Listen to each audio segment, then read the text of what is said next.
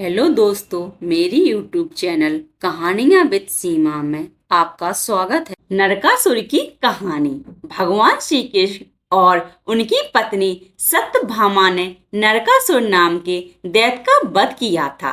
तब से हर साल इस दिन नरक चतुर्दशी मनाई जाती है। नरकासुर नगर के राजा का निवास श्रीमद् भागवत पुराण में प्रगज्योतिषपुर माना गया है, जो आज का आसाम ही है। इसके नाम कामरूप और मायालोक भी हैं।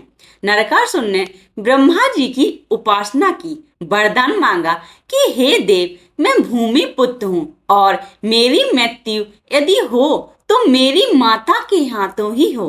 वरदान प्राप्ति के बाद नरकासुर ने पृथ्वी के सभी राजाओं को परास्त करने के पश्चात देवलोक को जीतना चाहा। इंद्र के दरबार पर आक्रमण किया। प्रतापी नरकासुर को देख इंद्र सिंहासन छोड़ भाग गए। नरकासुर ने अपने महल में 16,000 कन्याओं को बंधक बना रखा था। देवलोक से वापसी के क्रम में नरकासुर देवी अदिति ऋषि कश्यप की पत्नी, देवता जिनके पुत्र माने जाते हैं, सुंदर दमकते कर्णफूलों पर मोहित हो गया, जिसे उसने झपट लिया। रोती बिलखती अदिति सत्यभामा के पास पहुंची। सत्यभामा भगवान श्री कृष्ण की 8 रानियों में से एक थी। सत्यभामा अदिति को भगवान कृष्ण के पास ले गई। भगवान श्री कृष्ण ने सत्यभामा से कहा, चलो हमारे साथ। तुम्हारी सदैव यही इच्छा रहती है ना कि तुम मेरे संग युद्ध भूमि में रहो, तो चलो। गरुड़ पर सवार भगवान श्री कृष्ण और सत्यभामा नरकासुर की राजधानी प्रगज्योतिषपुर आसाम की ओर चले। भगवान श्री कृष्ण को देख नरकासुर ने अपने सेनापति मुरा को युद्ध के लिए भेजा। भगवान श्री कृष्ण के एक ही बार से मुरा समेत तमाम सैनिक मारे गए।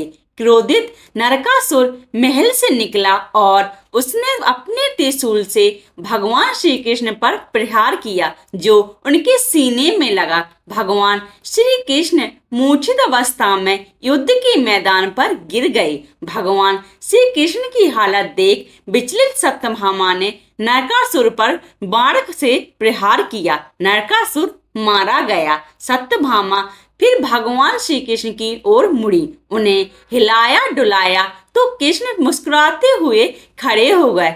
यह उनकी लीला थी। सत्यभामा साक्षात पृथ्वी की ही अवतार थी और नरकासुर को मां के ही हाथों मारे जाने का वरदान था, सो वह मारा गया। इस युद्ध के पश्चात नरकासुर की कैद से 16,000 सुंदरियों को मुक्त कराया गया। देवी अदिति के कर्णफूल प्राप्त किए गए। जिस दिन मायालोक का राजा नरकासुर मारा गया, उस दिन छोटी दिवाली मनाई जाती है। नरकासुर वध के बाद कैद से मुक्त हुई इस सभी 16,000 कन्याएं श्री कृष्ण से कहने लगी कि आपने हमें मुक्त तो कराया, लेकिन अब हम जाएंगे कहाँ, क्योंकि इस राक्षस ने हमारे परिजनों को पहले मार दिया है। इनमें से कुछ कन्याओं के परिजन जिंदा थे, जो उन्हें चरित्र के नाम पर अपनाने से इनकार कर रहे थे। तब भगवान ने इन सभी कन्याओं की वृथा सुनी और सभी से एक साथ विवाह रचाया। इस दौरान भगवान ने एक साथ 16,000 रूप रखे थे। नरकासुर के वध के उपलक्ष्य में ही मनाई जाती है नरक चतुर्दशी।